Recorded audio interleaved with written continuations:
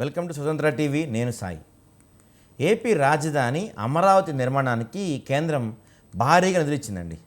త్వరలో పనులు పూర్తి స్థాయిలో మళ్ళీ రీస్టార్ట్ చేద్దాం అనుకుంటున్నారు ఏపీ గవర్నమెంట్. దానికోసం ముందుగానే ఒక 25% అడ్వాన్స్ ఇవ్వాలని చెప్పి కోరింది సిఆర్డీఏ. దీంతో దాదాపుగా 4,285 కోట్ల రూపాయలను మోదీ సర్కార్ రిలీజ్ చేసింది. మరి రాజధాని నిర్మాణంలో పనుల కోసం ప్రపంచ బ్యాంక్ ఏడీబీ నిధుల నుంచి ఒక 25% ఇచ్చింది.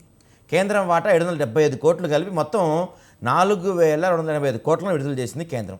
ఈ నేపథ్యంలో రాజధాని పనులపై ఇక ముందు ఎలా సాగబోతున్నాయి, గతంలో కన్నా భిన్నంగా సాగబోతున్నాయి, ఎలా ఉండబోతుంది అనే అంశాలు ఈరోజు మనం బిగ్ టాక్లో చర్చిద్దాం.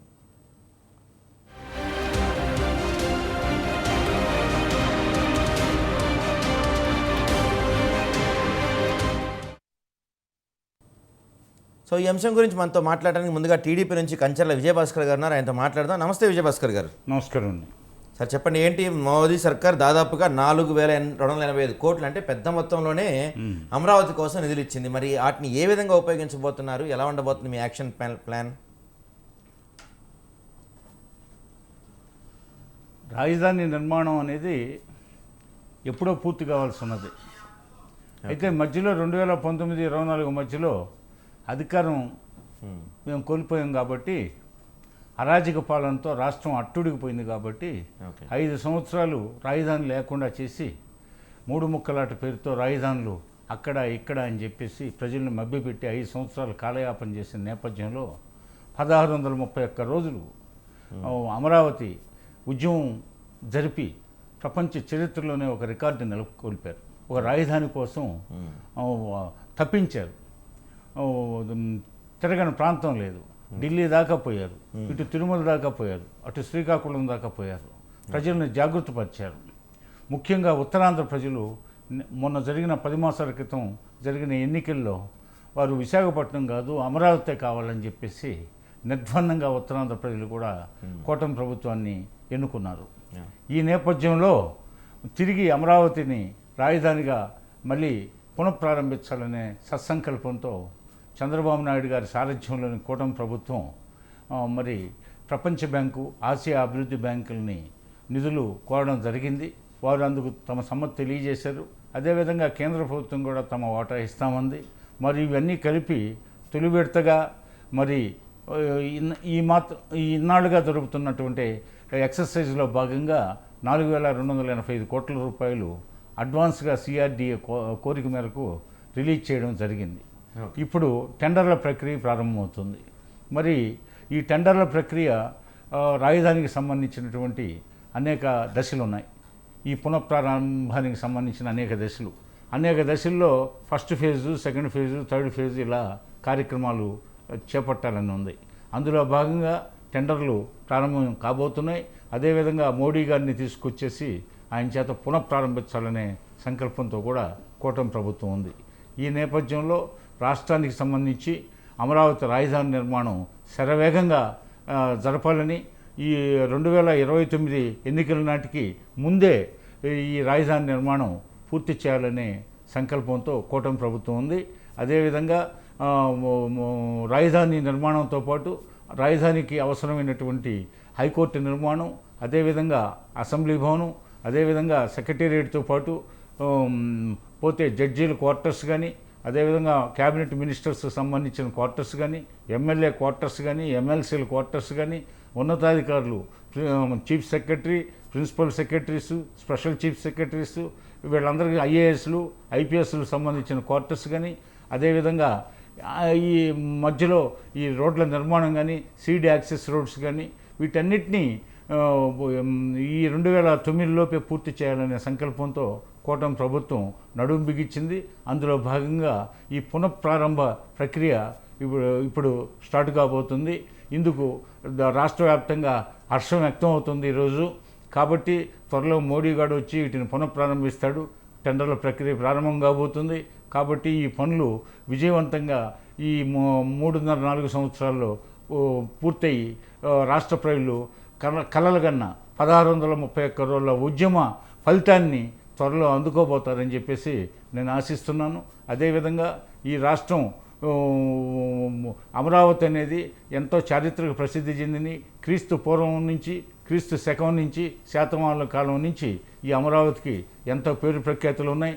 అదేవిధంగా ఆధునిక కాలంలో చూస్తే రాజా వాసిరెడ్డి వెంకటాద్రి నాయుడు గారు ఈ ప్రాంతాన్ని ఎంతో అభివృద్ధి చేశారు. ఈ ప్రాంతంలో ముఖ్యంగా ఆ అమరావతిని రాజధానిగా నిర్ణయించడంలో అనేక మంది పత్రికాధిపతులు, ఎలక్ట్రానిక్ మీడియా అధిపతులు, మేధావుల్ని, అదేవిధంగా అనేక రాజకీయ పక్షాలని అందరిని సంప్రదించడం జరిగింది. చివరికి వైసీపీ నాయకుడు జగన్ కూడా అమరావతి రాజధాని అని ప్రకటించి మాట తప్పి 5 సంవత్సరాలు కాలయాపన చేసి ఈ రాష్ట్రానికి రాజధాని లేకుండా భారతదేశంలో ప్రజలందరి ముందు తలవంపులు తెచ్చే విధంగా ఆయన పరిపాలన సాగింది. కాబట్టి ఇప్పుడు మరి ఆధునిక రీతుల్లో ప్రపంచంలో తలదన్య రాజధాని నిర్మించాలనే సంకల్పంతో కూటమి ప్రభుత్వం ఉంది. కాబట్టి రాజధానిని ఒక సెల్ఫ్ రిలయన్స్ ప్రాజెక్టుగా, అంటే స్వయం సమృద్ధ ప్రాజెక్టుగా రూపొందించే కృషి జరగబోతుంది. రాజధాని నిర్మాణంతో పాటు ఆ చుట్టుపక్కల ప్రాంతాలన్నింటినీ కూడా డెవలప్ చేయాలని, రైతులకు సంబంధించిన వాళ్ళ వాటా వాళ్ళకి ఇస్తూ వాళ్ళను కూడా భాగస్వామ్యం చేస్తూ వాళ్ళని కూడా అభివృద్ధి పదంలో నడిపించాలనే ఉద్దేశంతో రాజధాని నిర్మాణం జరుగుతూ ఉంది. ఇందుకు చంద్రబాబు నాయుడు గారు, లోకేష్ బాబు గారు, అదేవిధంగా కూటమి ప్రభుత్వానికి సంబంధించిన జనసేన పవన్ కళ్యాణ్ గారు, అదేవిధంగా బీజేపీ నేత పురంధరేశ్వర్ గారు కూడా పూర్తిగా కృషి చేస్తున్నారు. అదేవిధంగా ఇంకా దీనికి సంబంధించి చుట్టుపక్కల సిఆర్డీఏ పరిధిలో ఉండేటటువంటి తెనాలి, మంగళగిరి, విజయవాడ ఈ ప్రాంతాలన్నింటినీ కూడా ఈ రాజధాని ఏరియాతో పాటు మిగతా ప్రాంతాలను కూడా డెవలప్ చేయడానికి, అదేవిధంగా ఐకానిక్ బ్రిడ్జిల నిర్మాణం కూడా హైదరాబాద్ నుంచి డైరెక్ట్గా అమరావతికి రావడానికి వంతెనల నిర్మాణం అయితేమి, అదేవిధంగా తెనాలి వైపు నుంచి ఇటు రేపల్లె ఇటు వైపు నుంచి కృష్ణానదికి దక్షిణం వైపు నుంచి వచ్చే వాళ్ళకి కూడా తగిన రీతిలో బ్రిడ్జెస్ నిర్మించేసి వాళ్ళందరూ రాజధానికి సులభతరంగా రావడానికి, ప్రయాణించడానికి, అవకాశాలను మెరుగుపరచడానికి కూడా బ్రిడ్జీల నిర్మాణం ఈ కూటమి ప్రభుత్వం తలపెడుతుంది. కాబట్టి భవిష్యత్తులో ఇంకా 3-4 సంవత్సరాల్లో అమరావతి మన కళల రాజధాని కాబోతుంది. అందులో ఏమాత్రం సందేహం లేదు. కాబట్టి శరవేగంగా ఈ పనుల్ని పూర్తి చేయడానికి మా ప్రభుత్వం సంకల్పించిందని చెప్పేసి చెప్పడానికి నేను నిర్బద్ధంగా సంతోషాన్ని వ్యక్తం చేస్తున్నాను. రైట్ అండి. So back to debate. అయితే విజయభాస్కర్ గారు మీరు చెప్తున్నారు, ఇందాక మీరు చెప్పిందంతా బాగానే ఉంది. నా క్వశ్చన్ ఏంటంటే, నా డౌట్ ఏంటంటే 2014 టైంలో, సరే చరిత్ర అయిపోయింది దాని గురించి ఎందుకని అనొచ్చు, కానీ మీరు 2014 టైంలో దాదాపు చాలా నిధులు కేంద్రం కేటాయించింది. అంతేకాకుండా దాదాపు ప్రతి ఇంటి నుంచి ఒక ఇటుక పంపించిన సందర్భం 2014లో మీకు గుర్తుండే ఉంటుంది బహుశా. ఏపీలో ప్రతి ఇంటి నుంచి ఒక ఇటుక పంపించాం. అందరం వీలైనంత ఎంతైనా రూపాయి దగ్గర నుంచి లక్షలు కోట్లు కూడా మనం ఎంతో కొంత ఫండ్ ఇచ్చాం. ఇది అమరావతి నిర్మాణం కోసం. ప్రతి పౌరుడు ఇటుక కోసం ఎంత సహాయం చేయండి, లేకపోతే అమరావతి నిర్మాణం కోసం ఎంత సహాయం చేయండి అని చెప్తే అందరం ఎంతో కొంత ఇచ్చాం. అవన్నీ ఎటుపోయినాయండి గత 5 ఏళ్లలో? ఇటుక పంపించారు అమరావతికి మీరు. ఇటుకలు అని అవి చేశారు కదా రాజధానిలో, కట్టడాలు, చాలా కట్టడాలు చేశారు కావచ్చు. తర్వాత ఫండ్స్ కూడా చాలా వరకు వచ్చినాయి. అవన్నీ ఎక్కడ కనపడలేదు. తర్వాత కనుమరులు అయిపోయినాయి అవన్నీ దాదాపుగా. ఏంది ఇటుకలు కాదు, ఆ ఫండ్స్ నేను అంటుంది, జనం ఇచ్చిన ఫండ్స్ చాలా వరకు ఇచ్చారు. లేదు అలాంటి అభియోగాలే అసలు లేవు. అలాంటి అభియోగాలు లేవు అసలుకి. మీరు అలా ఎందుకు భావిస్తున్నారు? లేనిది ఇప్పుడు మీరు మొట్టమొదటిగా చెప్తున్నారు. అదేం లేదు. ఇప్పుడు అమరావతి రాజధాని నిర్మాణం జరుగుతుంది. 33,000 చిల్లర ఎకరాలు ల్యాండ్ పూలింగ్ జరిపారు. ఎలాంటి గొడవలు లేకుండా, ఘర్షణలు లేకుండా. అంతెందుకండి, ఘర్షణ లేకుండానే జరిగిందా? ఇప్పుడు మీరు ఇందాక ఎలాంటి గొడవలు ఘర్షణ లేకుండా జరిగింది అంటున్నారు. ఘర్షణ లేకుండా జరిగితే 2014 అప్పటి మీ మిత్రపక్షంగా ఉన్న పవన్ కళ్యాణ్ ఒక సందర్భంలో ఆ ప్రాంతానికి వెళ్ళి కొంత ఇది చేసిన సందర్భం మర్చిపోయారా మీరు? ఏం చేశారు? రైతులకు అండగా నిలబడతాను, ల్యాండ్ని ఇలాగా తీసుకునే విధానం, భూసేకరణ పద్ధతి ఇది కాదు అని. మొట్టమొదట ప్రభుత్వం ల్యాండ్ పూలింగ్ జరిపేటప్పుడు కొన్ని అపోహలు, అనుమానాలు తలెత్తుతాయి. సామాన్య ప్రజలు అభద్రతా భావంతో ఉంటారు. అమ్మో ప్రభుత్వాలు వచ్చాయి, వీళ్ళు ఏదో పూలింగ్ అంటున్నారు, ఏంటి ఇదని. తర్వాత ప్రభుత్వ పెద్దలు, అధికారులు, అదేవిధంగా ముఖ్యంగా నారాయణ గారు మున్సిపల్ శాఖ మంత్రి గ్రామాల్లో అందరినీ కలిసి వివరంగా వాళ్ళకి అవగాహన కల్పించారు. తర్వాత నారాయణ గారు చెప్పిన తర్వాత వారికి బాగా అవగాహన వచ్చింది. అవగాహన వచ్చేసి వాళ్ళు ఇంకా నడుం బిగించి వాళ్ళు ఇంకా తోడ్పాటును అందించారు. ఆ విధంగా ల్యాండ్ పూల్ ప్రశాంత వాతావరణంలో జరిగింది. ఇప్పుడు అసలుకి ఏంటి అసలు ఎవరు కూడా ఏంటి అసలుకి ముందు పనిచేసే వాళ్ళని పని చేయనీయకుండా అడ్డుకోవడం ఏంటి అసలుకి? ఇప్పుడు 5 ఏళ్ల పాటు వాళ్ళు చేయలేదు, మేము చేస్తుంటే అడ్డుకోవడం, వంకర్లు పెట్టడం, పోతే ఏదేదో తిరకాసులు పెట్టడం తప్పితే రెండో పని లేదు. ఇవన్నీ పూర్తయితే వాళ్ళకి భవిష్యత్తు ఉండదని వాళ్ళ ఉద్దేశం. కాబట్టి ముందుకు పోనివ్వరు వీటిని, ఇవన్నీ పూర్తి కాకూడదు. అందుకోసం కొంతమంది అయితే ఒక పార్టీ ఆయన అయితే 700 ఎకరాలు చాలన్నాడు, ఇంకొక ఆయన 1000 ఎకరాలు చాలన్నాడు, ఇంకొక ఆయన 3000 ఎకరాలు చాలన్నాడు. ఒక్క HCU హైదరాబాద్ సెంట్రల్ యూనివర్సిటీకి 3400 ఎకరాలు, 2600 ఎకరాలు నిజాం నవాబు ఆ రోజు ఉస్మానియా యూనివర్సిటీకి ఇచ్చింది. 6000 ఎకరాలు ఆ 2 యూనివర్సిటీలకు హైదరాబాద్లో ఉన్నాయి.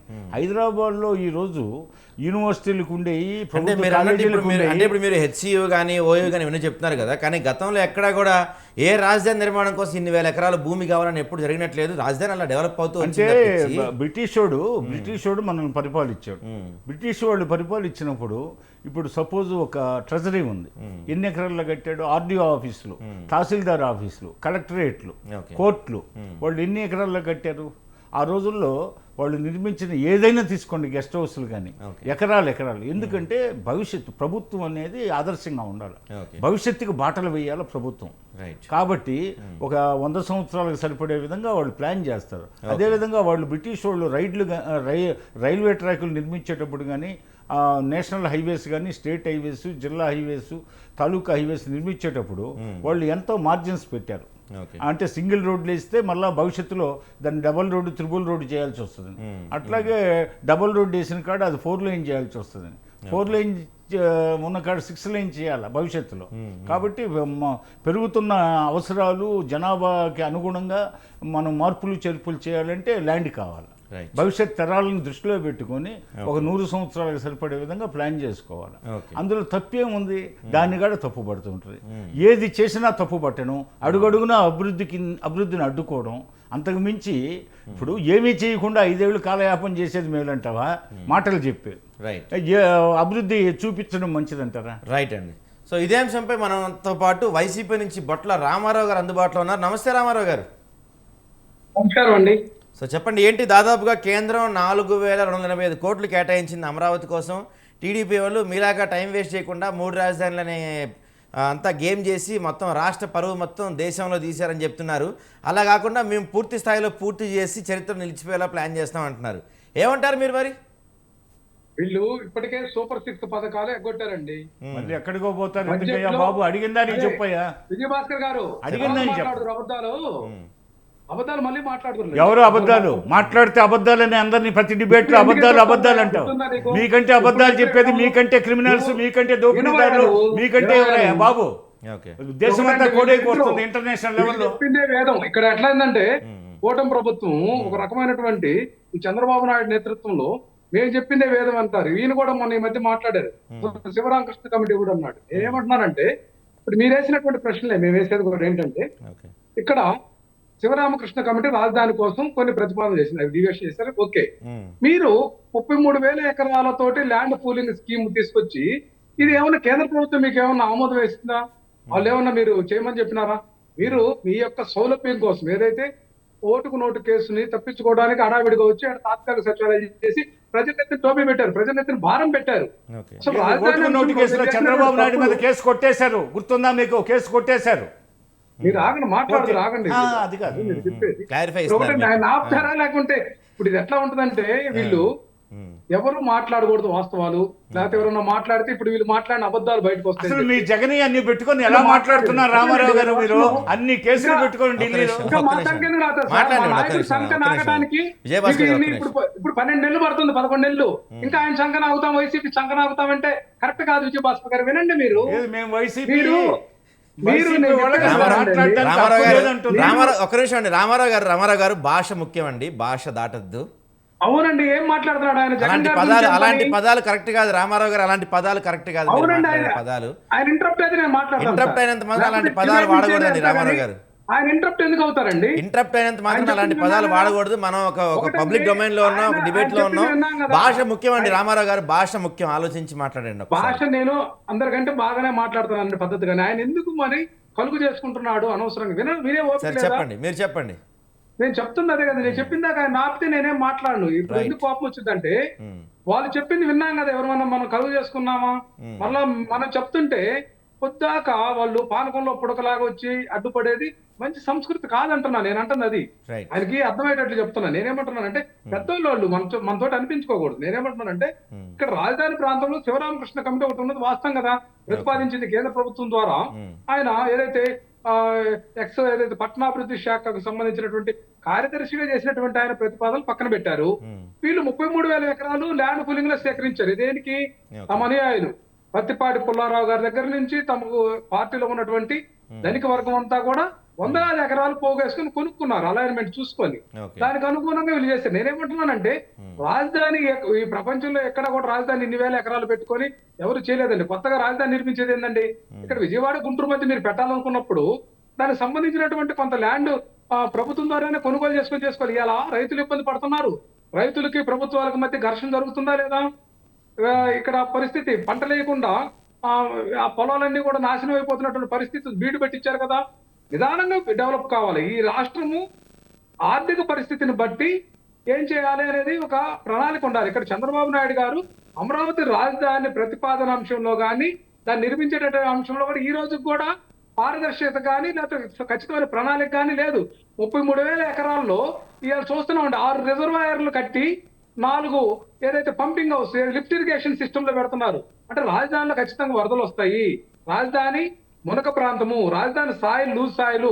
ఇక్కడ కన్స్ట్రక్షన్ వీళ్ళ ఆలోచన అంతా కూడా మేము పట్టుకున్న కుందేలకి 3 కాళ్ళు అనే విధానం తప్పితే వాస్తవాలు చెప్పమనండి. 6 రిజర్వాయర్లు కట్టాలని ప్రతిపాదన లేదా? లిఫ్ట్ పెట్టి బయటికి వాటర్ పంపింగ్ చేయాలనే ప్రతిపాదన ఉందా లేదా?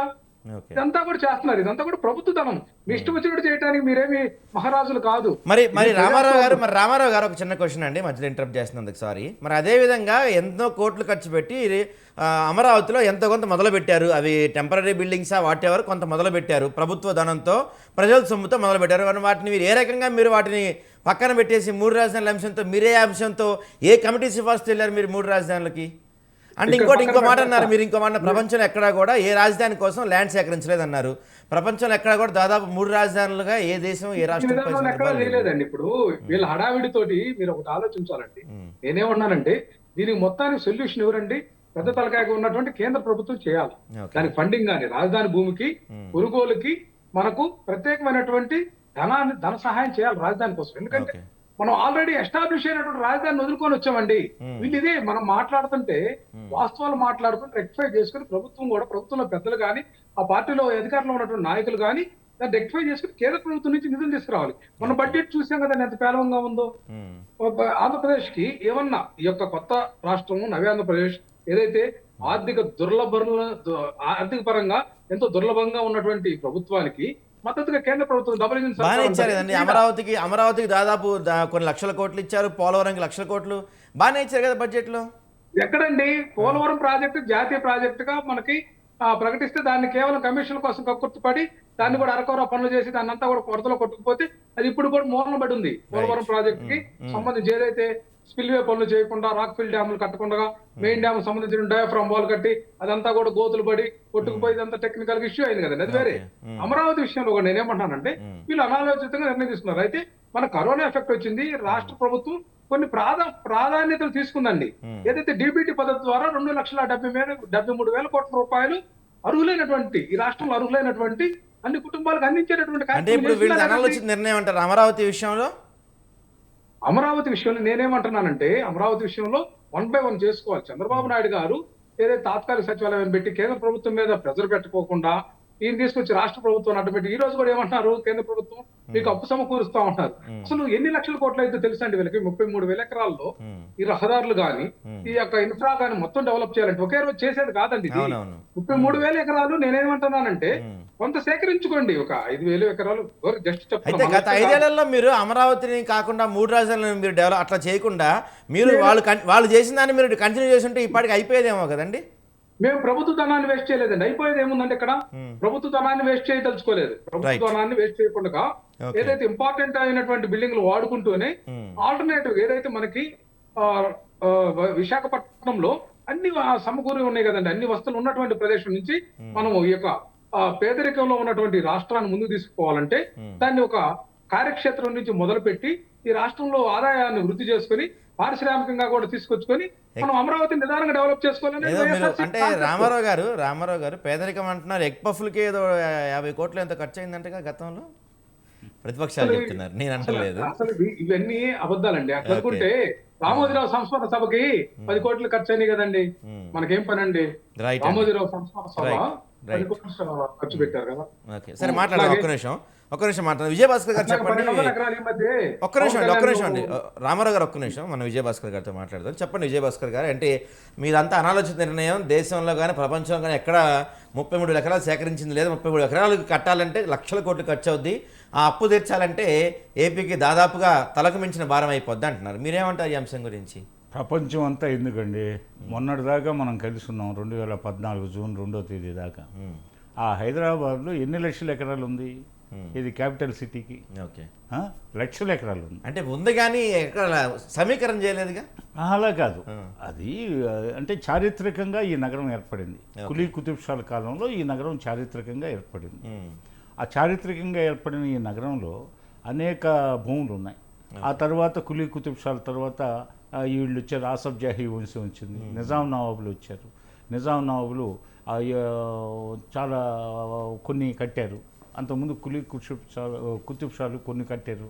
టోటల్గా వచ్చేసి కొన్ని లక్షల ఎకరాలు ఉంది. ఈరోజు హైదరాబాద్లో సెంట్రల్ కానీ స్టేటీ కానీ మొత్తం ఆఫీసులు అయితేమి, యూనివర్సిటీలు అయితేమి, కాలేజీలు అయితేమి, ప్రభుత్వ కార్యాలయాలు అయితేమి, జిల్లా కార్యాలయాలు అయితేమి, రాష్ట్ర కార్యాలయాలు అయితేమి కొన్ని లక్షల ఎకరాల్లో ఉన్నాయి మొత్తం.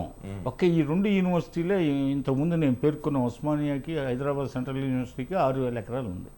పోతే అక్కడ వరంగల్లో కాకతీయ యూనివర్సిటీకి 640 ఎకరాలు ఉంది. ఈ విధంగా తీసుకుంటే అసలుకి హైదరాబాద్ సిటీలో లక్షల ఎకరాలు ఉంది.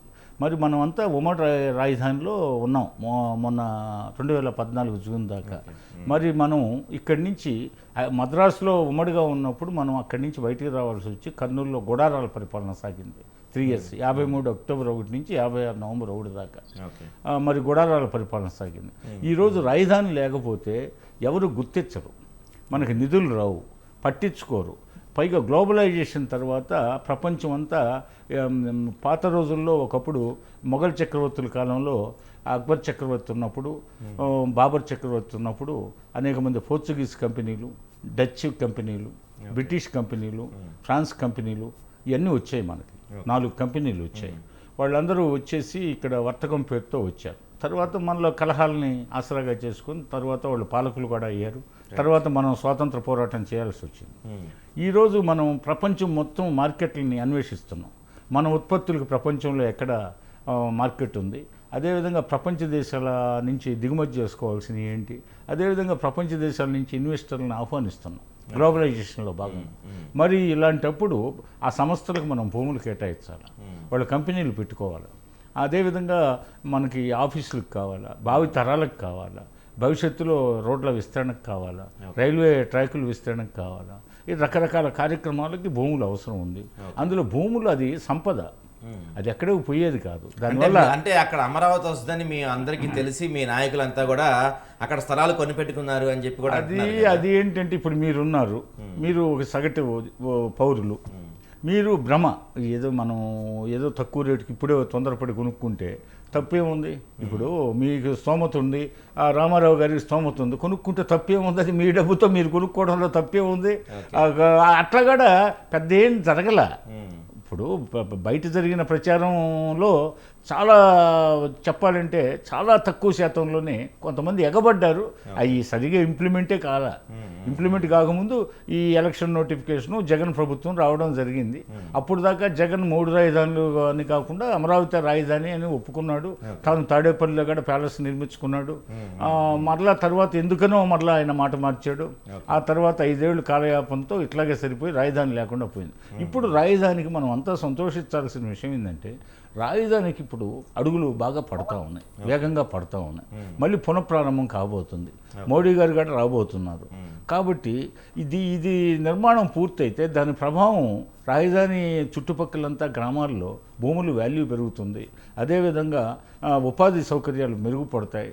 అదేవిధంగా మనకి కనెక్టివిటీ పెరుగుతుంది.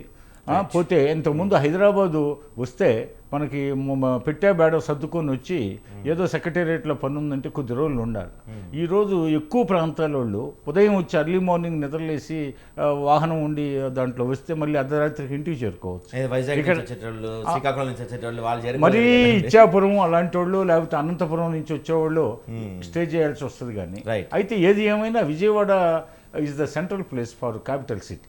ఎందుకంటే నీటి సౌకర్యం ఉంది, పైగా సెంట్రల్ ప్లేసు, రైల్వే కనెక్టివిటీ ఉంది, ఎయిర్ కనెక్టివిటీ ఉంది, పైగా మచిలీపట్నం ఫోర్ట్ దగ్గరలో ఉంది.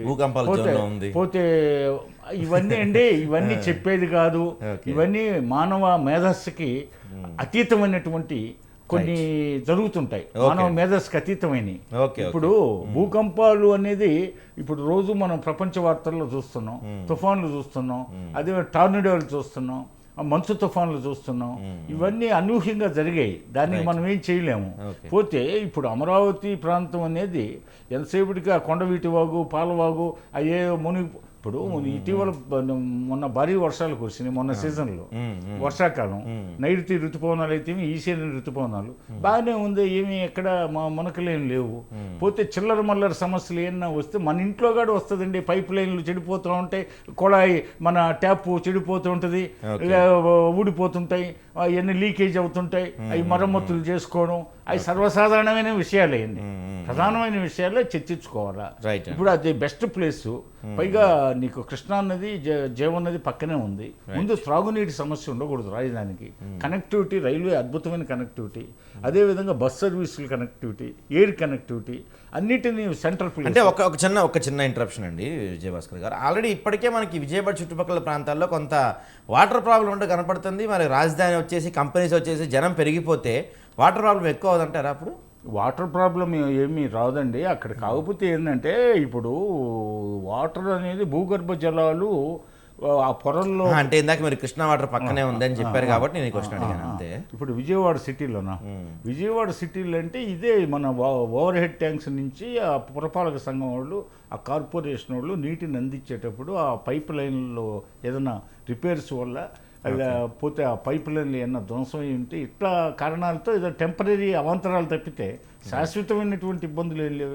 రైట్, అవన్నీ మున్సిపల్ అధికారులు చూసుకుంటారు. రైట్ అండి. రామారావు గారు, సో ఈసారి మరి మళ్ళీ యాజ్ యూజువల్గా టీడీపీ వాళ్ళు రాజధాని నిర్మాణం పూర్తి చేద్దామని అమరావతిని ముందుకు తీసుకెళ్దామని ప్లాన్ చేస్తున్నారు. ఇఫ్ ఇన్ కేస్ మళ్ళీ ఒకవేళ 2029లో మీ గవర్నమెంట్ వస్తే ఈసారైనా మీరు అమరావతిని కంటిన్యూ చేస్తారా, మళ్ళీ 3 రాజధానులను మొదలు పెడతారా? ఇక్కడ ఒక అంశం అండి, వైఎస్ఆర్ కాంగ్రెస్ పార్టీ చాలా క్లారిటీగా ఉంది. ఎందుకంటే ఏ విషయంలో, అంటే 3 రాజధాని విషయంలో, అమరావతి విషయంలోనా? అన్ని విషయాలు అండి. నేనేమని చెప్తున్నాను, అమరావతి విషయంలో కూడా అమరావతిని రాజధానిగా కొనసాగిస్తామని చెప్పాం కానీ తీసేస్తామని చెప్పలేదండి.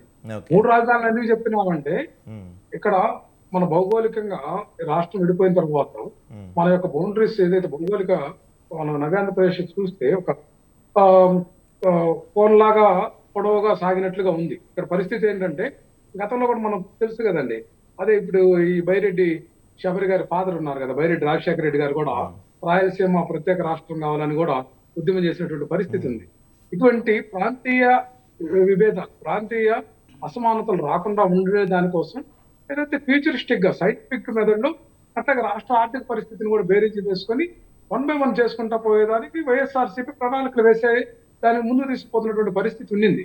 ఇప్పుడు అదే చంద్రబాబు నాయుడు గారు ఇప్పుడు ఆయన ఆలోచన వేరన్నమాట. ఇప్పుడు విజయభాస్కర్ గారు కూడా ఏం చెప్పారంటే యూనివర్సిటీలకు కావాలి, దానికి కావాలి, దీనికి కావాలి. 33,000 ఎకరాలు ఉంది కదండి. ఇప్పుడు 5 సంవత్సరాల్లో 33,000 ఎకరాల నిర్మాణాలు పూర్తి చేస్తారని గుండెల మీద చేసుకొని చెప్పండి. రామారావు గారు మీరు గుండెల మీద చేసుకొని చెప్పమంటారు. నేను కూడా మిమ్మల్ని డైరెక్ట్ క్వశ్చన్ అడుగుతున్నా, మీరు మళ్ళీ అధికారంలోకి వస్తే అమరావతి కంటిన్యూ అవుద్దా అవదా? Straight answer. అమరావతిని ఖచ్చితంగా మేము మా నాయకుడు ఏం చెప్పారంటే అమరావతిలో శాసనసభ వ్యవహారాలు ఇవన్నీ కూడా అమరావతిలో చేసుకుంటూ మనం ఏదైతే సెక్రటేరియట్ ఆ వ్యవస్థను కూడా విశాఖపట్నంలో పెట్టుకొని ఏదైతే న్యాయ వ్యవస్థకు సంబంధించినటువంటి అధికారంలోకి వస్తే మళ్ళీ 3 రాజధానులే అంటారు, అంతేగా?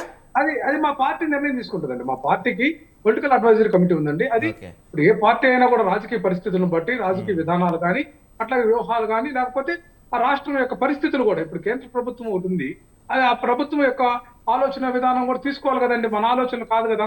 ఇవన్నీ బేరీజు వేసుకొని మా పార్టీ స్టాండ్ మేము ప్రకటిస్తామండి. ఎప్పటికప్పుడు పొలిటికల్ అడ్వైజరీ కమిటీ అనేటువంటిది మా పార్టీలో నిర్ణయాత్మకంగా జగన్మోహన్ రెడ్డి గారు ఆధ్వర్యంలో సో అయితే కూర్చొని పరిస్థితులు చర్చించి బట్టి ఈ పరిస్థితులు బట్టి రాజకీయ వాతావరణం బట్టి రాజధాని అంశంపై మీ ఆలోచన మారచ్చేమో అంటారు, అంతేగా? రాజకీయ వాతావరణం కాదండి, ఇక్కడ ఈ రాష్ట్ర ప్రయోజనాలను బట్టి దానికి మెరుగైనటువంటి ఆలోచన విధానం తీసుకొస్తుందే కానీ ఏది వైఎస్ఆర్ కాంగ్రెస్ పార్టీ Right. ఆ ప్రజాకాంక్ష మేరకు మెరుగైన ఆలోచన విధానాన్ని తీసుకొచ్చే దాంట్లో ఎప్పుడు ముందు ఉంటుందండి. మా కాంక్ష ఏంటంటే ఇప్పుడు విశాఖపట్నం ఆల్రెడీ అభివృద్ధి చెందింది, అక్కడ నిర్మాణ వ్యయము చాలా తక్కువ అండి. ఇప్పుడు చూసాం కదా మనం, ఇక్కడ అమరావతిలో నిజంగా వీళ్ళు కాంట్రాక్టులు ఎవరికి ఇస్తున్నారో చూశారు కదండి, నాగార్జున కన్స్ట్రక్షన్ కంపెనీకి. రెండవది L&T. వైజాగ్ లో నిర్మాణ వ్యయం తక్కువ అండి, ఖచ్చితంగా అండి. ఇక్కడ loose అందుకేనా soil అది అండి కట్టారు ఇక్కడ. కొండపైన మీరు తక్కువ కాబట్టి? ఇక్కడ లూజ్ సాయిల్ అండి, నేను చెప్పేది వినండి సార్. అక్కడ రెడ్ సాయిల్. ఎవరినైనా అడగండి, కాంట్రాక్టర్ కానీ టెక్నికల్ గా తెలిసినటువంటి ఎవరికైనా, కాంట్రాక్టర్లు కానీ ఇంజనీర్లు కానీ ఎవరికైనా తెలుసు. Okay. ఇక్కడ నిర్మాణ వ్యయము, ఇక్కడికి ఉండేటటువంటి వరద పరిస్థితులు, ఇక్కడికి వచ్చేటటువంటి రోడ్ల యొక్క కెపాసిటీ కానీ ఇవన్నీ కూడా ఎక్కువ అవుతుంది ఇక్కడ నిర్మాణ వ్యయం. మనకు విశాఖపట్నంలో చాలా సింపుల్ గా ఉంటుంది, అన్ని వనరులు ఉన్నాయి అక్కడ. ఇక్కడ అన్ని కూడా మొదలు పెట్టుకోవాలి కదండి, వాటర్ లైన్ కాడ నుంచి ఎలక్ట్రిసిటీ కాడ నుంచి రోడ్డు, ట్రైన్, మనకి అట్లాగే అన్ని సమకూర్చుకోవాలి. అక్కడ అట్లా కాదు కదా, అన్ని ఉన్న దగ్గర మనము అక్కడ కూడా చేసుకుంటా పోతే ఈ రాష్ట్రాలు సుభిక్షంగా ఎక్కువ ఖర్చు లేకుండా ముందుకు పోయే పరిస్థితి ఉంది. ఇప్పుడు ఈ రాష్ట్ర బడ్జెట్ అంతా కూడా 20 లక్షల కోట్లు ఒక 5 సంవత్సరాలు మొత్తం అమరావతికి పోసినా కూడా అమరావతి పూర్తి కానటువంటి పరిస్థితి ఉంది. ఇది వాస్తవం అండి, ఇది నమ్మరు వీళ్ళు. 33,000 ఎకరాల్లో కనీస రాజధానికి కావాల్సినటువంటి సౌకర్యాలు కల్పించాలంటే ఎన్ని లక్షల కోట్లు అవుతుంది. అట్లా మనం చూసామండి, పోలవరం ప్రాజెక్టు కూడా నిర్మాణ వ్యయం పెరిగిపోతా ఉంది. అంతే ఈ యొక్క అమరావతి ఖర్చు కూడా ప్రతి సంవత్సరం పెరిగిపోయే పరిస్థితి తగ్గేది కాదు. అందుకోసమండి మన ఆర్థిక వనరులు, ఈ రాష్ట్రం యొక్క బడ్జెట్ ను, ఈ రాష్ట్రం యొక్క ఆదాయాన్ని పెంచుకొని తర్వాత మనం ఇటువంటి దాన్ని ఖర్చు పెట్టుకుంటే రాష్ట్రంలో పరిపాలన సజావుగా సాగుతుంది తప్ప మరొకటి కాదు. అట్లా కేంద్రం మీద ఒత్తిడి తీసుకొచ్చి కేంద్ర ప్రభుత్వం ఏదైతే రాష్ట్ర విభజన హామీలో మనం ప్రత్యేక హోదా లాంటివి, ఎందుకంటే ఇక్కడ ఆటోమేటిక్ గా పరిశ్రమలు వస్తాయండి. పోయి దావోస్ పోయి కాళ్ళు పట్టుకోవాల్సినటువంటి అవసరం ఏముందండి? మనకి చూస్తున్నాం కదా, ప్రత్యేక హోదా ఉన్న చోట హిమాచల్ ప్రదేశ్ లాంటి చోట ఎట్లా మనకి ఇండస్ట్రీస్, ఫ్యాక్టరీస్ పెట్టినారు అనేది మనం బేరీజ్ వేసుకోవాలండి. అసలు దాని వద్దని లేఖ ఇచ్చారు కదండి, కేంద్ర ప్రభుత్వం ప్రకటించింది. చంద్రబాబు నాయుడు గారు మాకు ప్రత్యేక హోదా వద్దని చెప్పారు, మాకు కేంద్రానికి కేవలం మాకు ఏదైతే ఇదే కావాలా, ప్యాకేజీ మాత్రమే కావాలని లేఖ రాశారు కదండి. ఇటువంటి పరిస్థితులన్నిటి బేరీ చేసుకోవాల్సిన ఆవశ్యకత ఉందండి. ఇట్లా పరిపాలన విషయంలో పారదర్శకంగా లేకుండా ప్రజలను మోసం చేస్తూ ప్రజలను మోసం చేసేది ఎవరయ్యా? మెడలు వంచి మెజార్టీ పార్లమెంట్ సీట్లు ఇస్తే మెడలు వంచి స్పెషల్ స్టేటస్ తెస్తామన్న మీరా మోసం చేసింది? అమరావతి రాజధానికి ఒప్పుకొని ప్రజలను మోసం చేసింది మీరా? మద్యపాన నిషేధం అని చెప్పి ప్రజలను మోసం చేసింది మీరు కాదా? మరి ఏంటి మోసం అంటావు, అబద్ధం అంటావు? మీరంతా దేవతలు, మిగతా వాళ్ళంతా రాక్షసులా? రాక్షస గణం వైసీపీ అని ప్రజలంతా భావిస్తున్నారు, భారతదేశం అంతా భావిస్తుంది. చెప్పేది ఒకటి అని చెప్పేసి మరి అది కాదు, వింటున్నామని చెప్పేసి నోటికి వచ్చినట్టు చెప్తే ఎట్లా? అమరావతి రాజధానిగా ఉంటుందని చెప్పి మోసం చేసింది ఎవరు? మెజార్టీ పార్లమెంటు సభ్యుల్ని ఇస్తే మెడలు ఉంచుతాం కేంద్రాన్ని అని చెప్పేసి మెడలు ఉంచారా? స్పెషల్ స్టేటస్ తెచ్చారా? మద్యపాన నిషేధం అని చెప్పేసి ఏం చేశారు? పోతే మద్యపాన నిషేధం అని చెప్పేసి అందరికి అనారోగ్యం తెచ్చారు, పోతే దోపిడీ చేశారు. డిజిటల్ పద్ధతుల్లో కాకుండా క్యాష్ పేమెంట్, పోతే 33,000 ఎకరాలు మేము సేకరించింది భావితరాల అవసరాలను దృష్టిలో పెట్టుకుని 100 years స్వప్నం. అది 100 years స్వప్నం. అరచేతిలో మీరు ఏదో చెప్పాలనుకుంటారు. ఇద్దరు మాట్లాడితే మనకి డిబేట్ అర్థం ఉండదండి, ఎవరికి అర్థం కాదు జనాలకి. 1 by 1 మాట్లాడుకుందాం మనం. చెప్పండి రామారావు గారు, చెప్పండి. టెక్నికల్ మిస్టేక్ వచ్చినట్టుంది రామారావు గారి దగ్గర, చెప్పండి. ఇప్పుడు ఈ రాష్ట్రంలో వైఎస్ఆర్ కాంగ్రెస్ పార్టీ 95% ఏదైతే మేనిఫెస్టోలో చెప్పినటువంటి హామీలు ప్రతి కార్యాలయాల్లో కూడా చెప్పినటువంటి నవరత్నాల హామీలన్నీ కూడా డిస్ప్లే చేసి మరి హామీలన్నీ అమలు చేశారు, డేట్ వైజ్ చేశారు. ఇప్పుడు లోకేష్ గారు చెప్పారు కదండి, మేము జనవరి 1న జాబ్ క్యాలెండర్ రిలీజ్ చేస్తాం. ఏదండి, దాదాపు 1 year అవుతుంది ప్రభుత్వం వచ్చి, ఎక్కడ దాని మీద లేదు కదా. మెగా డిఎస్సి కూడా ఏదో కాలక్షేపంగా మాటలు చెప్తున్నారు కానీ ఎక్కడ కూడా చిత్తశుద్ధి లేదు కదా. నిరుద్యోగ వృద్ధి అన్నారు, లేదు కదా. Gas cylinder, free gas cylinder సరిగ్గా లేదు కదా. ఫ్రీ బస్సు సరిగ్గా లేదు కదా. ఇట్లా సూపర్ 6 కానీ అయితే మిగతా హామీలను కూడా అట్లా పెన్షన్లు ఎంత మోసం అండి. 3 లక్షల పెన్షన్లు కోత విధించి వెయ్యి పెంచామని వీళ్ళు డమ్కా కొట్టుకుంటున్నారు కదా. తెలుగుదేశం ఒక్క నిమిషం అండి విజయభాస్కర్ గారు. ఇప్పుడు ఆయన స్ట్రైట్ గా క్వశ్చన్స్ అడుగుతున్నారు. మేమైతే మేనిఫెస్టోలో చెప్పిన నెరవేర్చాం, మీరు మేనిఫెస్టోలో చెప్పిన వాడు కనీసం ఒక్కడు కూడా నెరవేర్చే ప్రయత్నం కూడా జరగట్లేదు అంటున్నారు. మరి ఏంటి దాని గురించి? మరి అమరావతి రాజధాని ఏమైంది, మద్యపాన నిషేధం ఏమైంది, పోతే వాడి సంగతి చెప్పరు. అదేవిధంగా మెడలు ఉంచుతామన్నారు ఇది సెంట్రల్ని స్పెషల్ స్టేటస్ కోసం, అదేమైంది? అవి కాదు నవరత్నాలు. అవి ప్రజలకు నచ్చితే ఇంత ఘోర పరాజయం ఎందుకు? ప్రజలు గమనించారు. వీళ్ళు ఏదో మాయ మాటలు చెప్పి మనల్ని మభ్య పెడుతున్నారని చెప్పి నిన్న పొర్లి ఓట్లు వేశారు.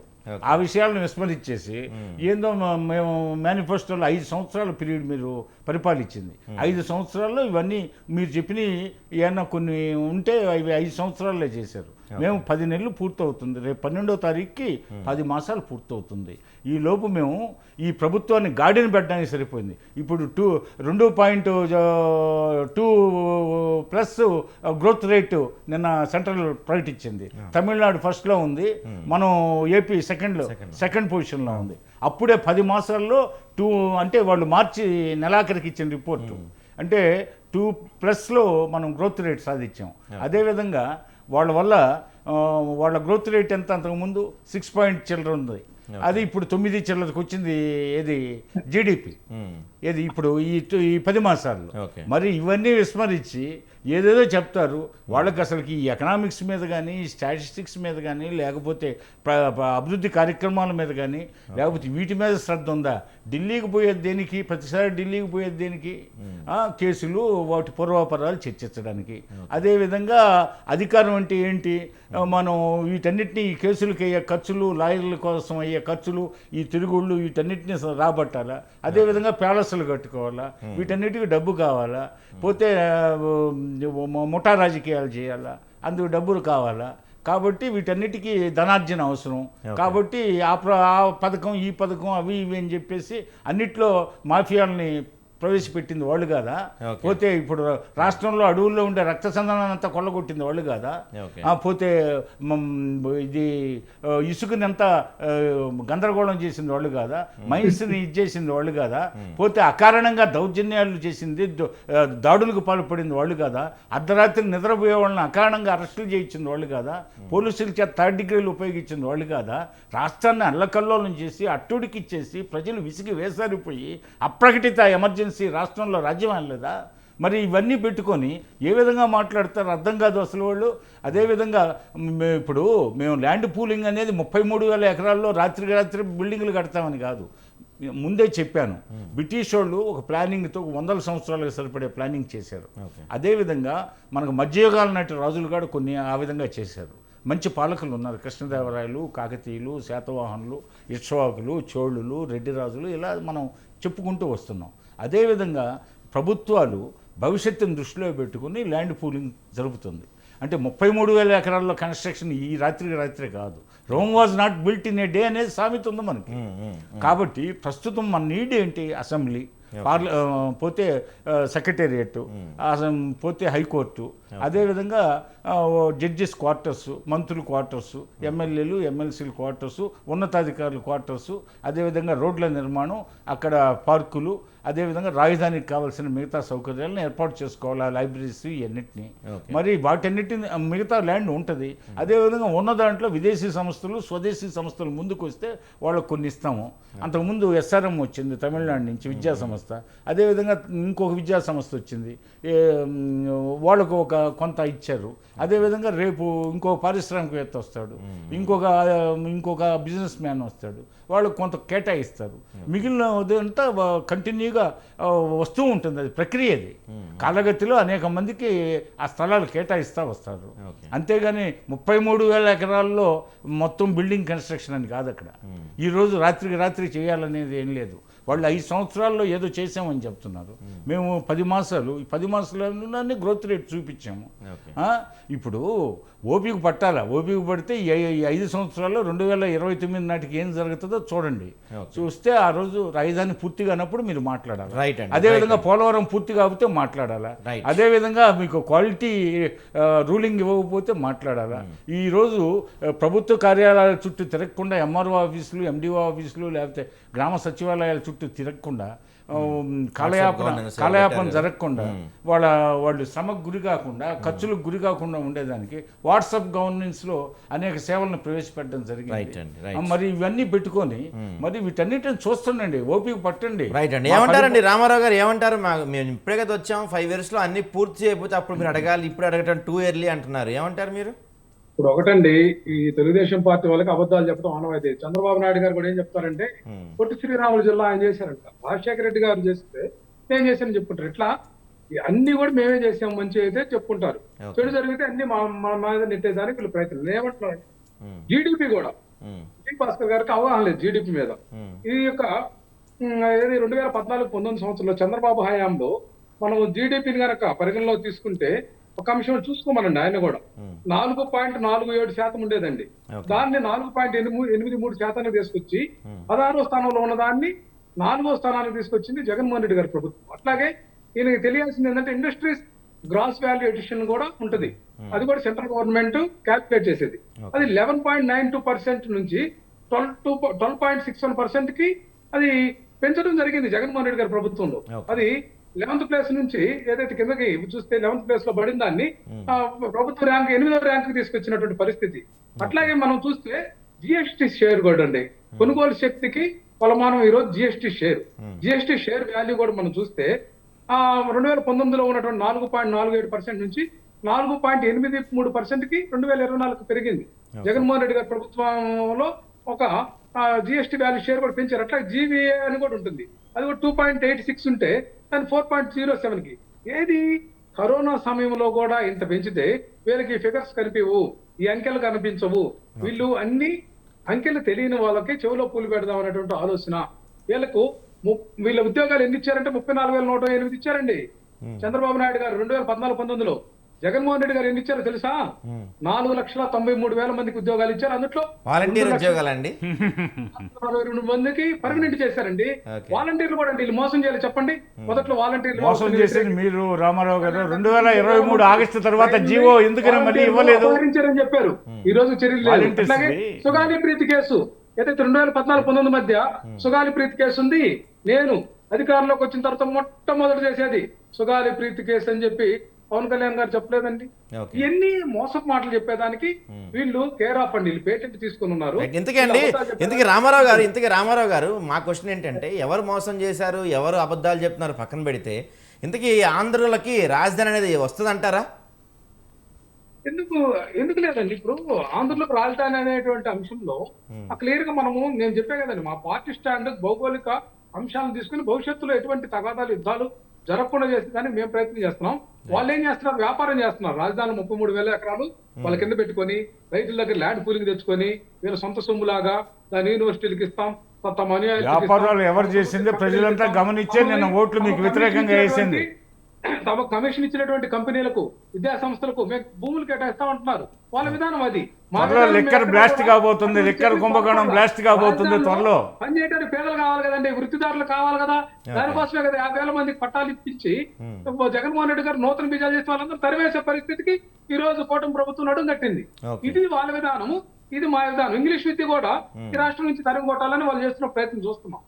రాష్ట్రాన్ని అభివృద్ధి చేయడానికి వాళ్ళకి చిత్తశుద్ధి లేదు. పారిశ్రామికవేత్తలందరినీ కమిషన్ అడిగితే వాళ్ళు తిరస్కరిస్తే పారిశ్రామికవేత్తలంతా భయపడి పారిపోయి రావడానికి భయపడుతున్నారు. రాష్ట్రానికి ఎట్లా అధికారంలో రావడానికి వాళ్ళ ప్రయత్నాలు. వాళ్ళది బూర్జువా విధానము, వాళ్ళది మనువాద సిద్ధాంతము. ఎవరిది మనువాద సిద్ధాంతం? జగన్మోహన్ రెడ్డిది మనువాద సిద్ధాంతం. జగన్మోహన్ రెడ్డికి ఉంది సమతావాదము. దిగ్గింగల సంస్కృతి వాళ్ళది, మడ్డల సంస్కృతి వాళ్ళది, ఆధిపత్య ధోరణి వాళ్ళది.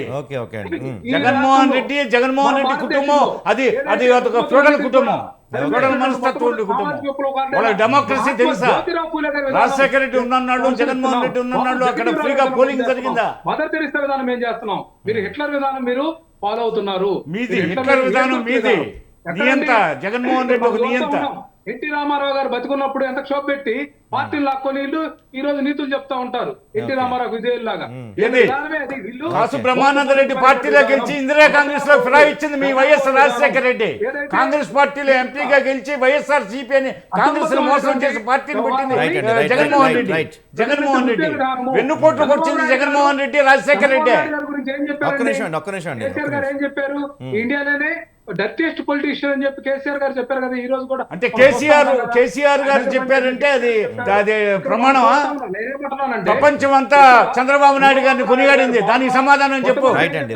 దానికి సమాధానం రైట్. రామారావు గారు చర్చ పక్కదారికి వెళ్ళిపోతుంది. మీరు కంక్లూడ్ చేయండి రామారావు గారు. ఇప్పుడు పక్కదారి పట్టిస్తాడు. రామారావు గారు మీరు కంక్లూడ్ చేయండి రాజధాని అంశం ప్రకారం పైన. మాట్లాడాలి. మనం చర్చ పక్కదారికి వెళ్తుంది, చరిత్రలన్నీ మనకొద్దు. ఫైనల్ గా రామారావు గారు ఫైనల్ గా రాజధాని ఫస్ట్ రామారావు గారు ఫైనల్ గా రాజధాని నిర్మాణం గురించి మనం మాట్లాడుకుంటున్నాం. మీరు చెప్పండి, కంక్లూడ్ చేయండి. తెలుగుదేశం పార్టీ అక్కడ రైతులను గాని తమకు సంబంధించిన అనుయాయులు మభ్యపెట్టి దోచుకోవడానికి రాజధాని ఉపయోగించుకుంటుంది తప్ప కొంతమంది చంద్రబాబు దిగొచ్చినా ఈ రాజధాని పరిపూర్ణంగా చేసే పరిస్థితి లేదండి ఇక్కడ మనకు. రైట్ అండి. రైట్. సరే మీరు రైట్ మూడు రామారావు ముక్కలాట గారు. ఆడుతా ఉంటారు కదా, చూద్దాం. ఒక్క నిమిషం రామారావు గారు ఒక్క నిమిషం అండి. ఇప్పుడు రామారావు గారు ఒక్క నిమిషం అండి. విజయభాస్కర్ గారు మీరు చెప్పండి, ఒకవేళ ఈ 5 ఏళ్ల తర్వాత మళ్ళీ వైసీపీ వచ్చినా కూడా వాళ్ళు ఈ రాజధాని జోలికి వెళ్లకుండా మీరు ఏమైనా చట్టం చేయబోతున్నారా, లేకపోతే లాస్ట్ టైం లాగా మరోసారి మళ్ళీ వైసీపీ వస్తే 3 రాజధానులు అంటే అప్పుడు మళ్ళీ సమస్య మొదటికి వచ్చే అవకాశం ఉంటుంది కదా, దానిపైన ఏమైనా యాక్షన్ ప్లాన్ ఉందా మీకు? భవిష్యత్తు ఉంటే కదా, పార్టీకి భవిష్యత్తు ఉంటే కదా ఆ నాయకుడు అప్పుడు ఎలా డిసైడ్ చేస్తారు మీరు? స్వేచ్ఛగా స్వతంత్రంగా ఆయన రాష్ట్ర పార్టీకి సారథ్యం ఇస్తే కదా. అనేక కేసుల్లో ఉన్నాడు, రేపు అలా అనుకుంటే గతంలో 23 సీట్లు వచ్చినప్పుడు టీడీపీ పని కూడా అయిపోయింది అనుకున్నారు, మళ్ళీ మీరు రాలేదా, బౌన్స్ బ్యాక్ అవ్వలేదా? కాదు, ఆయన మీద భయంకరమైన కేసులు ఉన్నాయి, మళ్ళీ కొత్త కేసులు రాబోతున్నాయి. పోలీసు విచారణకి కసిరెడ్డి గారు రాబోతున్నారు. మాట్లాడుకో, ఇందాక మీరు ఏదో అన్నారు, మీరు ఎంతసేపు మాట్లాడినా మీరు ఒంటెత్తు పోగొడతా ఉంటారు. రామారావు ఒక్క నిమిషం అండి. రామారావు చెప్పండి, మీరు చెప్పండి. రాబోయే కాలంలో చంద్రబాబు జైలు జీవితమేనండి. చంద్రబాబుకు జీవితాంతం జైలు జీవితం రాష్ట్రం. ఎందుకంటే అతను మాట్లాడుతూనే ఉంటాడు. అతను ఏం చేస్తాడు, మా వాయిస్ ను పోనీయకుండా ఇప్పుడు వైసీపీ ఇటీవల చూస్తున్న డిబేట్ లో వాళ్ళ ప్యాలెస్ నుంచి ఆదేశాలు, తెలుగుదేశం వాళ్ళ వాయిస్, జనసేన వాళ్ళ వాయిస్, బీజేపీ వాళ్ళ వాయిస్ ప్రజలకు వినపడకూడదు, అడ్డుకండని వసపెట్ట మాట్లాడినట్టు మాట్లాడుతూ ఉంటాడు. నేను ఇప్పుడు దాకా అధికారంలోకి వస్తుందండి సాయి గారు, ఖచ్చితంగా అధికారంలోకి వస్తుంది. ఎందుకంటే వీళ్ళు ఒక్క పని కూడా చెప్పిన మోసపు మాటలు ప్రజలకు అర్థమైనవి. మీది మూడు ముక్కలాట కదా, దాన్ని ప్రజల్లో పెడదాం, చర్చ పెడదాం, ప్రజల్లో 3 ముక్కలాట. ఛాలెంజ్ చేస్తున్నా, నేను ఛాలెంజ్ చేస్తున్నా విజయభాస్కర్ గారు. ఏమని ఛాలెంజ్ చేస్తావు చెప్పండి, ఛాలెంజ్ చేస్తావు ఏంటి నీ చరిత్ర, రాజకీయ చరిత్ర? ఒక్క నిమిషం, ఏంటి మీ ఛాలెంజ్ ఏంటి అండి? మీ ఛాలెంజ్ ఏంటి? మీరు ఆక్సిటోసిన్ ఇంజెక్షన్ వేసుకొని వచ్చి ఇక్కడ మాట్లాడి ఎగరటం తప్పితే అది పబ్లిక్ లో జరుగుతున్న మాట కదా సాయి గారు. ఎవరైనా కనుక్కోండి ఎంత సఫర్ అవుతున్నారు. రైట్ అండి రామారావు గారు, రైట్ అండి. సో విజయభాస్కర్ గారు ఫైనల్ గా రామారావు గారు రైట్ అండి. ఒక్క నిమిషం మీరు కంక్లూడ్ చేయండి, రాజధాని గురించి మీరు కంక్లూడ్ చేయండి. సో ఈ 5 ఏళ్లలో మీరు పూర్తి చేస్తారా? ఇందాక ఆయన అన్నారు 100 మంది చంద్రబాబులు వచ్చినా ఈ రాజధాని నిర్మాణం పూర్తి కాదు అంటున్నారు, ఏమంటారు మీరు? ఇప్పుడు ఆయన అభిప్రాయం అది, ఆయన భ్రమంలో ఆయన ఉన్నాడు, ఆయన కళల్లో ఆయన ఉన్నాడు. అసలు నిర్మాణాత్మకంగా అంతా మంజూరైపోయి వరల్డ్ బ్యాంకు, ఆసియా అభివృద్ధి బ్యాంకు, ఆసియా అభివృద్ధి బ్యాంకు, మేము ఒక టైం బౌండ్ ప్రోగ్రామ్ పెట్టుకున్నాం, మేనిఫెస్టోలో పెట్టుకున్నాం. మేము ఇది మాకు ప్రెస్టేజ్ ఇష్యూ, అన్ని పూర్తవుతాయి అందులో. సో విజయభాస్కర్ గారు మా తరపు నుంచి ఒక చిన్న విన్నపం అండి. ఇవాళ పవన్ కళ్యాణ్ గారు ఒక చోట పర్యటనకి వెళ్ళారు. ఆ పర్యటనకి వెళ్ళినప్పుడు ఆయన కాన్వాయ్ వచ్చిందని చెప్పి ఆ కాన్వాయ్ కోసం ట్రాఫిక్ జామ్ చేస్తే జేఈ అడ్వాన్స్ ఎగ్జామ్స్కి వెళ్తున్న కొంతమంది పిల్లలు ఆ ఎగ్జామ్ మిస్ అయిపోయారంట. మీ ద్వారా దీన్ని ప్రభుత్వం దృష్టికి తీసుకెళ్లి ఆ పిల్లలకి ఏమైనా న్యాయం జరిగేలా చూస్తారని కోరుకుంటున్నామండి మేము. మాకు అర్థం కాలేదు మీరు చెప్పి. ఇందాక పవన్ కళ్యాణ్ గారు ఇవాళ ఒక సభకి వెళ్ళారు, ఒక గ్రామ సభకి వెళ్ళారు వాళ్ళు. ఏజెన్సీ ఏరియాలో పర్యటిస్తున్నప్పుడు ఆ వైజాగ్ నుంచి వెళ్తున్నప్పుడు పవన్ కళ్యాణ్ గారు కాన్వాయ్ వస్తుందని ట్రాఫిక్ ఆపారంట. సో కొంతమంది విద్యార్థులు ఆ ట్రాఫిక్ ఆపటం వల్ల వాళ్ళు వెళ్తున్న జేఈ అడ్వాన్స్ ఎగ్జామ్స్కి అటెండ్ కాలేపారంట. సో ప్రభుత్వానికి ఈ దృష్టికి తీసుకెళ్లి దీనిపైన ఏమైనా న్యాయం జరిగేలా చూస్తారని వాళ్ళ తరపున మీకు మేము చెప్తున్నాం. ఇది నేను అనేక ఛానల్స్లో చూశాను, నేను వాచ్ చేసినంత వరకు నాకు ఎక్కడ మా దగ్గర ఉంది, మీకు చూపిస్తాను తర్వాత. ప్రభుత్వానికి కొంచెం దృష్టికి తీసుకెళ్తే పిల్లలకి ఏమైనా న్యాయం జరిగేలా చూస్తారని కోరుకుంటున్నాం మేము. సో ఇదండి డిబేట్. చూద్దాం మరి 2 పార్టీల గొడవల మధ్య గత కొన్నేళ్లుగా 10 సంవత్సరాలు అయినప్పటికీ ఇప్పటికీ ఏపీకి రాజధాని లేని రాష్ట్రంగా మిగిలిపోయింది. మరి ఈసారైనా రాజధాని పూర్తవుతుందా, లేకపోతే టీడీపీ వైసీపీల మధ్య ఏపీ రాజధాని లేని రాష్ట్రంగా మిగిలిపోతుందన్నది చూడాలి మరి.